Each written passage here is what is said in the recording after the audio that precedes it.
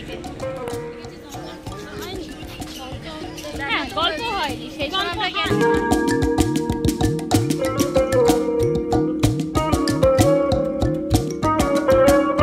Very good morning বন্ধুরা, চলে আসলাম একটা নতুন ব্লগ নিয়ে। আমি রিঙ্কু, আমার এই রিঙ্কু তুলি ব্লগার চ্যানেলে সবাইকে ওয়েলকাম। এখন বাজে প্রায় 8টা বাজতে 10 মিনিট বাকি। তো এখন থেকে আমার ব্লগটা স্টার্ট করছি। ইতিমধ্যে স্নান হয়ে গেছে, বুঝতেই পারছো, মাথায় এখনও গামছা বাঁধা। ঘর বাড়িও পরিষ্কার করে ফেলেছি। আর মাছ অমাবস্যা চলছে, আজকে তৃতীয় দিন। মার জন্য এখন রান্না হবে, তারই আয়োজন করে দেব। আমি আয়োজন করব আর দেওর করবে। এই হচ্ছে আজকের রুটিনের মধ্যে পড়ছে। চলো দেখতে থাকো, কি করছি না করছি সবটাই তোমাদের সাথে শেয়ার করব। আজ তোমাদের সাথে দুদিনের ব্লগ শেয়ার করব। প্রথমে করব সোমবার, যেটা আজকে, আর তারপরে তার দুদিন আগে শনিবার। এই দুদিনের ব্লগটা তোমাদের সাথে শেয়ার করব, যদিও শনিবারের ব্লগটা বেশি স্পেশাল। সমস্ত জামা কাপড় মেলে তারপরে শাশুড়িমায়ের জন্য অম্বুবাচীর আয়োজন করতে আসলাম। আজকে অন্নভোগ হবে, তবে সমস্ত কিছু আমি জোগাড় করে দেব। আর তারপর আমার দেওর, সে হচ্ছে সমস্ত রান্নাটা করবে। যদিও আমার শাশুড়ি মা বলে থাকেন যে ছেলেরাই নাকি একমাত্র এই অম্বুবাচীর রান্নাটা করে দিতে পারে, আমরা মেয়েরা নাকি পারি না। আর আমি মনে করি মানুষের নিয়ম তৈরি করে এবং মানুষের নিয়মের পরিবর্তন করে। এই দেখো না, আগের দিনে নাকি শুনতাম শুধু কাঁচা ফল খেয়ে থাকবে। বলো, শাশুড়ি মাকে তাই করতে দিলে চলে? ওনার বয়স হয়েছে, শরীর তো খারাপ করবে। তো আমরা সবাই মিলে এটাই করি, ওনাকে ভোগ দিয়ে দিই, সেই ভোগটাই উনি খায়। আর আমরাও ওখান থেকে এই খেয়ে সকালবেলা অফিসের জন্য বেরিয়ে পড়েছি। চলো এবার শনিবারের ব্লগটা যাই, যেটা আমার কাছে খুব স্পেশাল। চলো দেখতে থাকো। এই যে ব্লগটা দেখতে পাচ্ছ, এটা শনিবার বিকেল থেকে করলাম। আজকে কোথাও একটা যাব, অফিস করেছি, অফিস করে সেখান থেকেই বেরিয়ে যাচ্ছি। একটু অফিস থেকে তাড়াতাড়ি ছুটি নিয়ে বেরিয়ে পড়লাম। কোথায় যাব সেটাও তোমাদের সাথে শেয়ার করব, চলো যেতে থাকি। গুড আফটারনুন বন্ধুরা, এখন বাজে প্রায় 4টে। এখন অফিস থেকে বেরিয়ে পড়েছি, রেডি হয়েছি। আজকে হচ্ছে শনিবার, শনিবার দিনটা বেরোলাম। কোথায় যাচ্ছি সবটাই তোমাদের সাথে শেয়ার করব। চলো, এই হচ্ছে আমার পুরো লুক। সিম্পলের উপরে করেছি, এরকম বেশি হিবড়ি জিবড়ি সাজিনি। আমি একটু সিম্পল লুকটাই পছন্দ করি, তাই সিম্পলই সেজেছি। চলো যাই। আমাদের লাইফে অনেক কিছু এরকম ঘটনা আছে যে ঘটনার জন্য আমরা অপেক্ষা করে থাকি। সেরকমই আজকে একটা আমার আকাঙ্ক্ষিত দিন। মাঝের হাট, এখান থেকে ট্রেন ধরবো, ট্রেন ধরে আবার যাব। চলো নেমে তারপর সেটা দেখাচ্ছি।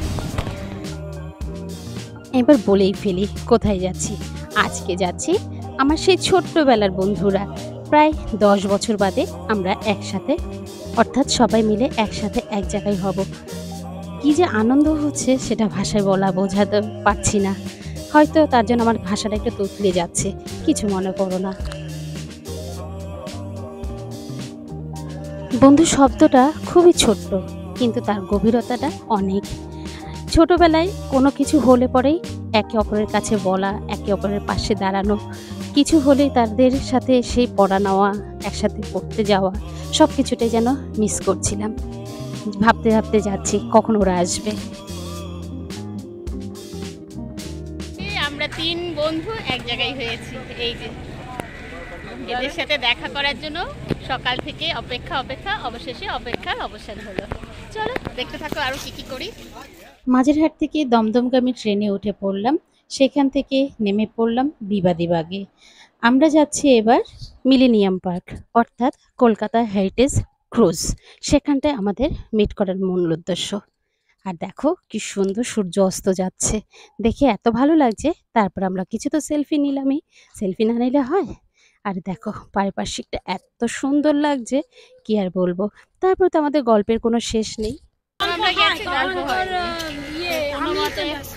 কোনোমতে গিয়ে বসে বসে, তারপরে ছেলে মেয়েগুলো যা দৌড়াদৌড়ি করছে, ওদের সামনে কোনো গল্প। আর ছবি তুলে দেখতে কর। আমরা প্রায় 10 বছর আগে একসাথে দেখা করেছিলাম, তারপরে আবার আসলাম। তো দেখা হয়েছিল আমার এই বান্ধবী প্রতিমা, এই যে টিকিট কাটছে ওর নাম প্রতিমা, ওর সাথেই ওর ছেলের অন্নপ্রাশনে একসাথে মিট করেছিলাম। তবে সেই দিন বিশেষ একটা গল্প হয়নি। যাই হোক, তারপরে টিকিট কেটে নেওয়া হলো। এখানে টিকিটের মূল্য ছিল মাত্র 169 টাকা। তা দিয়ে আমরা এই ক্রুজে প্রায় 1.5 ঘন্টা কাটাবো। কিভাবে কাটাবো, প্রথমে তো খুব বিরক্ত হয়ে যাচ্ছিলাম, জানি না এতক্ষণ সময় ভালো লাগবে কিনা। কিন্তু এরপরে যত আস্তে আস্তে কাছে যাচ্ছি, গঙ্গার বুকে এতক্ষণ কাটাচ্ছি, সেটা যেন খুব খুব ভালো লাগছে। চল ভেতরটা এবার যাই, তোমাদেরও দেখাই। এই হচ্ছে বাইরে সেই ক্রুজটা।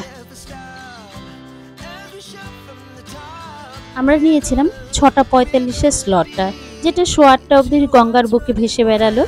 আর এর আগেও কিন্তু 5টার একটা স্লট ছিল, সেটা একটুর জন্য ধরতে পারিনি। যাই হোক, একসাথে 200 জনের টিকিট এখান থেকে দেওয়া হয়।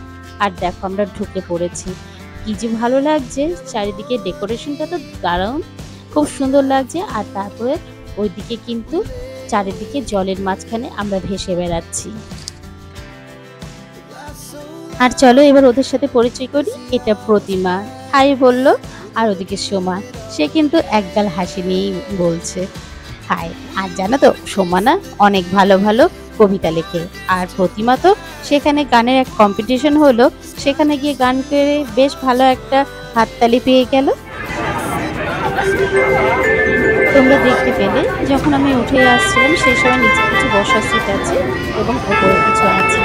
এখানে আমাদের ওপরের জায়গাটা বেছে নেওয়ার কারণ হচ্ছে এখানে বেশ সুন্দর সুন্দর গানের প্রোগ্রাম চলবে, যেখানে আমরা মেয়েরা থেকে ছেলেরা যার যেরকম ইচ্ছে এসে ডান্সও করতে পারে। তো সেই জায়গাটাকে বেছে নেওয়া হলো। খুব কিন্তু ভালো লাগছে। এবং এখানে বিভিন্ন বয়সের মহিলা পুরুষ সবাই আছে, কোনো অসুবিধা হয়নি। যেমন কি কোনো সিকিউরিটির দিক দিয়ে সেটাও নয়। তবে বেশ কিন্তু এনজয় করেছিলাম সেই দিনটা, সেই রাতটা।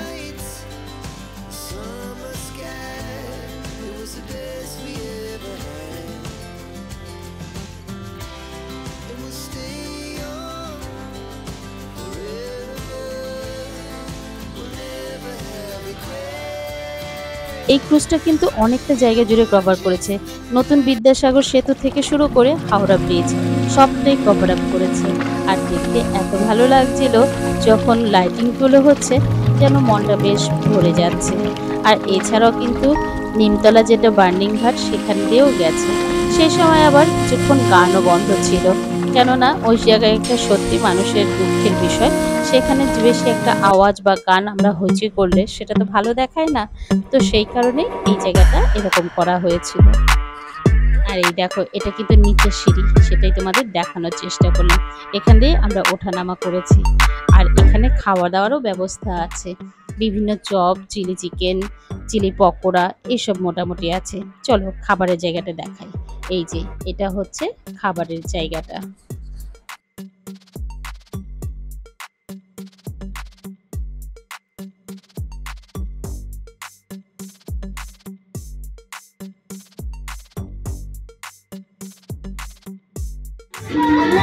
দেখে নিলাম ডিমের বেবি আর চিকেন চপ, এই মোটামুটি নিয়েছি, সাথে স্যালাড দিয়েছে আর এই মোটামুটি আমাদের সহকারের এখানে স্টার্টার ছিল। আর যাই হোক, গান বাজনা তো প্রচুর হচ্ছে, শুনতে শুনতে একদম মুগ্ধ হয়ে যাচ্ছি। এবং এক এক সময় এতটা ভালো লাগছে, কতক্ষণে ডান্স করব সেই চিন্তা করছিলাম। যদিও সেখানে প্রচুর পরিমাণে আমরা নেচেছিলাম, কেউ বাধা দেওয়ার ছিল না। একদম মন খুলে আমরা সবাই মিলে অনেক আনন্দ করেছি অনেক দিন বাদে। আমাদের এই বন্ধুত্বটা শুরু হয়েছিল ক্লাস 8 থেকে, তারপরে সেটা চলে মাধ্যমিক লেভেল পর্যন্ত। এবং মাঝখানে কিছুদিন হয়তো একই স্কুলে ছিলাম না, কিন্তু কোচিংগুলো আমাদের এক ছিল, যেহেতু স্ট্রিম চেঞ্জ হয়ে গেছে সেই কারণে। আর এই দেখো এখানে কি সুন্দর গান গাইছে, কিন্তু তোমাদের শোনাতে পারলাম না। দারুণ গাইছিল মেয়েটি। তারপর যখন কলেজ লাইফে চলে গেলাম, আমরা কিন্তু সব সময় সরস্বতী পুজোর দিন অন্তত একসাথে মিট করব। কোথাও না যেতে পেলেও আমরা চলে যেতাম দক্ষিণেশ্বর, সেখানে কি খুব মজা করতাম। আমাদের আমাদের বিশেষ বন্ধু ছিল না, যার ফলে আমরা দুজন দুজনের সাথে বেশ কাটাতে বেশি পছন্দ করতাম। চলো এরপরে আমরা সবাই মিলে যে আনন্দ করে নাচ গান করেছি, সেটা অংশই বা কেন তোমাদের দেখাবো না, চলো একটুখানি দেখাই। এখানে একটা জায়গাতেও একটু তোমাদেরকে গান শোনাতে পারলাম না। যাই হোক, কিছু মনে করো না যদি কপিরাইট এসে যায়। আর ব্লগটা বাড়াবো না, এখানেই শেষ করব। ভালো থেকো, সুস্থ থেকো, আবারও দেখা হচ্ছে পরের দিনের নতুন একটা ব্লগে। আর তোমরা যদি আমার চ্যানেলের নতুন বন্ধু হয়ে থাকো তাহলে আমার চ্যানেলটাকে সাবস্ক্রাইব করে যেও। আর অলরেডি যেটা করেছো তোমাদেরকে অসংখ্য ধন্যবাদ। এত সুন্দর এনজয় করলাম, কি আর বলবো, বেশ ভালো লাগলো। কিভাবে 1.5 ঘন্টা কেটে গেল বুঝতেই পারলাম না। চলো এবার বাড়ি ফেরার পালা। এই যে সবাই ওরা যাচ্ছে, আমি পেছনে পড়ে গেছি। চলো যাই।